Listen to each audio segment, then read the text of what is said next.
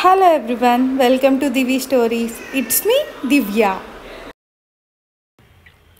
ఈరోజు వ్లాగ్ ఏంటంటే మేము బాసర్కి అయితే వచ్చామన్నమాట. నిన్న నైట్ ట్రైన్లో అయితే వచ్చాము ఇక్కడికి. నైట్ అంతా రూమ్లో ఉండి మార్నింగ్ దర్శనానికి వెళ్దామని చెప్పి అయితే వెళ్తూ ఉన్నాము.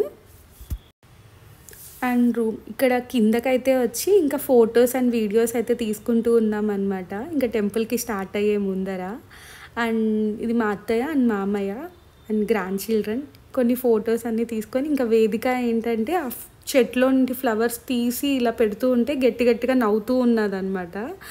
ఇంకా అదే దాంతో కొంచెం ఆడుకుంటూ అయితే ఉన్నాం. ఇంకొకరు అయితే స్టార్ట్ అవుతూ ఉన్నాం అనమాట టెంపుల్కి. ఇక్కడైతే మేమైతే ఆటోలో అయితే వెళ్తూ ఉన్నాం టెంపుల్కి.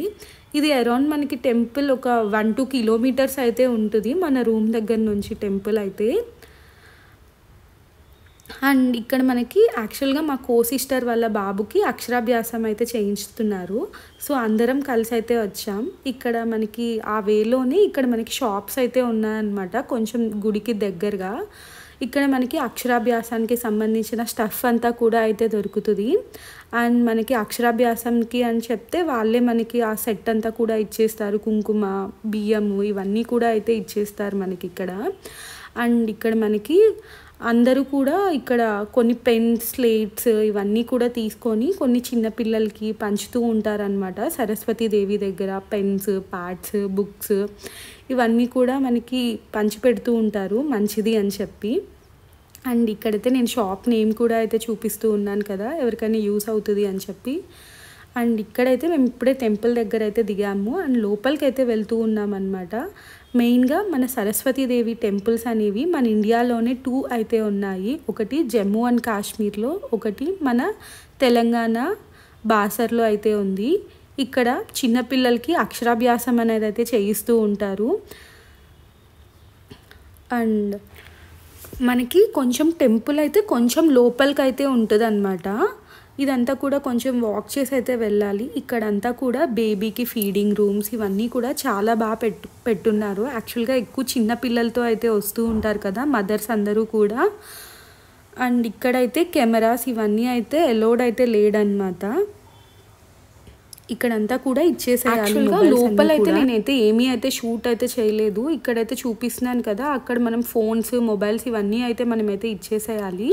అండ్ మా దర్శనం అయిపోయాక అండ్ కాసేపు అయితే కూర్చొని ఇంకా అరౌండ్ 7:30కి యాక్చువల్గా ఒక బ్యాచ్ అనేది అయితే స్టార్ట్ అవుతుంది అక్షరాభ్యాసానికి. యాక్చువల్గా ఆ బ్యాచ్లోనే జాయిన్ అవ్వాల్సింది. అండ్ ఎక్కువ మంది పీపుల్ ఉండడం వల్ల మేము కొంచెం ఫ్రంట్లో అయితే కూర్చుందాము అని చెప్పి నెక్స్ట్ బ్యాచ్లో అయితే జాయిన్ అయ్యామన్నమాట. అండ్ గుడి లోపలే ఇక్కడైతే మనకైతే బ్రేక్ఫాస్ట్ చేసేదానికైతే ఒక చిన్న హోటల్ అయితే ఉంది. ఆ హోటల్కి అయితే వచ్చామన్నమాట ఇంకా బ్రేక్ఫాస్ట్ చేద్దాము అని చెప్పి. అండ్ లోపలే బ్రేక్ఫాస్ట్ ఇవన్నీ అయితే కంప్లీట్ అయితే చేసేసుకున్నాము. అండ్ ఇప్పుడైతే ఇంకా రిటర్న్ అయితే వెళ్ళిపోతూ ఉన్నామన్నమాట. ఇంకా మళ్ళీ ఇక్కడంతా అయితే నేనైతే ఏమైతే షూట్ అయితే చేయలేదు. ఇక్కడ వేదికకు రాయించిన స్లేట్ అన్నమాట ఇది. యాక్చువల్గా ఇలా అక్షరాభ్యాసం చేయిస్తున్నప్పుడు ఇంకా స్వామి దగ్గరికి వెళ్ళినప్పుడు వేదిక ఎంత లేపినా లేదు, కరెక్ట్గా పూజ అయ్యేంత వరకు బాగానే ఉన్నింది. కానీ ఎర్లీగా లేసింది కదా, అక్కడికి వెళ్ళాక నిద్రపోయింది. అండ్ ఇది ఈవినింగ్ అనమాట. ఇంకా మేము స్టేషన్కి అయితే వచ్చేసాము. ఇది బాసర స్టేషన్ ఇదంతా కూడా. మేము యాక్చువల్గా 6 or 6:30కి ఉంది మాకు ట్రైన్. ఇంకా మేము హాఫ్ అన్ అవర్ ముందరే, ఒక 20 minutes ముందరే మేమైతే స్టేషన్కి అయితే రీచ్ అయిపోయాము. అండ్ వెయిట్ అయితే చేస్తూ ఉన్నామన్నమాట.